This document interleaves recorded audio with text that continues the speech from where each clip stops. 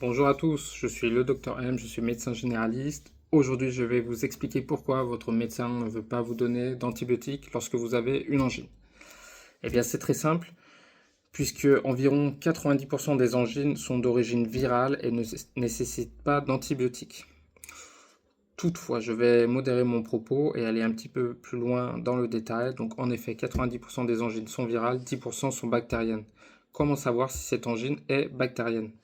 Tout d'abord, nous pouvons réaliser le test de diagnostic rapide du streptocoque A qui va pouvoir nous dire en prélevant au niveau des amygdales, au niveau du fond de la gorge, un petit peu de salive afin de voir si vous avez la bactérie ou non. Si ce test est positif, vous avez une angine bactérienne, il vous faut les antibiotiques.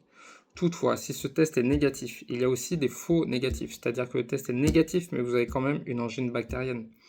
Notamment au début de l'infection, où il y a très peu de bactéries sur les amygdales, à la fin de l'infection, où il y en a beaucoup moins. Si le test a été mal réalisé, s'il n'y avait pas assez de salive à récupérer, si les réactifs n'étaient plus fonctionnels, les réactifs que nous utilisons afin de découvrir la bactérie, ou alors si le test a été tout simplement mal conservé.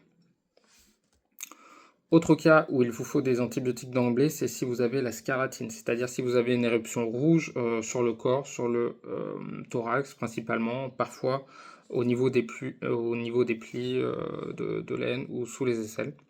Ça, c'est pathognomonique, c'est typique d'une angine bactérienne. Autre cas, si vous ressentez une haleine particulière de la part de votre patient, ceci aussi est le signe de la bactérie. Avec l'expérience, vous allez le reconnaître. On ne s'amuse pas à sentir l'haleine de ses patients, mais bon, quand on examine l'angine, souvent il y a une odeur qui va ressortir et qui va signer l'origine bactérienne de l'angine. Autre chose, souvent les angines bactériennes, les patients sont très mal. Cela va ressembler à une grippe. Ils vont être très fatigués, avoir une grosse fièvre, des courbatures, ils vont être totalement abattus, des maux de tête. Donc ça va vraiment ressembler à une grippe, voire même quand le patient va vous raconter l'histoire, il ne va pas mentionner la gorge. Vous allez croire que c'est un syndrome grippal, et en fait, en regardant sa gorge, vous allez voir une angine. Enfin, les patients se connaissent. Certains patients savent qu'ils font une angine tous les ans, que les antibiotiques sont nécessaires, qu'ils ont déjà essayé des traitements symptomatiques, que ça n'a pas fonctionné.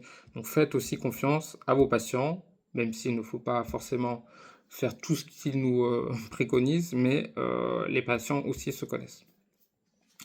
Enfin, le test de détection rapide pour savoir si on a la bactérie avec le coton-tige, normalement, il n'est pas réalisé avant 3 ans, puisque avant 3 ans, les enfants n'ont normalement pas d'angine bactérienne. Toutefois, certains enfants vont avoir un âge physiologique plus élevé que leur âge réel, c'est-à-dire que certains enfants, à partir de 2 ans, 2 ans et demi, vont pouvoir faire une angine bactérienne qui va nécessiter des antibiotiques. Donc, restez bien vigilants vis-à-vis de ça.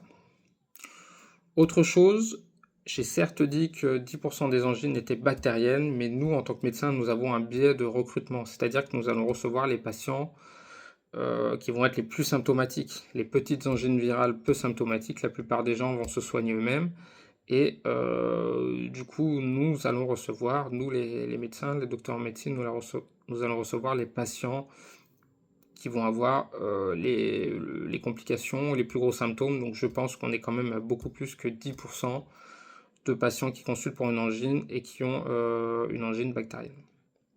Enfin, pourquoi les médecins ne veulent pas prescrire trop d'antibiotiques? Tout simplement parce qu'à force d'utiliser des antibiotiques, cela va sélectionner des bactéries résistantes à ces antibiotiques et que si on abuse des antibiotiques, à la fin, il n'y en a plus aucun qui fonctionneront et ce sera plus compliqué de guérir tout le monde. Donc au niveau santé publique, c'est très important de limiter la prise d'antibiotiques. Deuxièmement, les antibiotiques sont des médicaments allergisants. On peut faire une réaction allergique à l'amoxicilline, celui qui est prescrit dans la plupart des cas, et cette allergie peut être grave. On peut aussi avoir des problèmes digestifs avec certains antibiotiques. L'amoxicilline est plutôt bien tolérée, mais dans certains cas, ça peut être moins bien toléré. Donc voilà, j'espère que ça aura été assez clair. Maintenant, vous comprenez pourquoi votre médecin vous prescrit des antibiotiques ou non lors d'une angine. Quitte à, pourquoi pas, si le patient est plutôt bien, lui prescrire les antibiotiques au cas où. Le mieux, c'est quand même de le revoir, mais on sait que c'est toujours pas une perte de temps, mais une prise de temps importante d'aller chez le médecin. Le médecin est parfois en retard. les embouteillages, etc.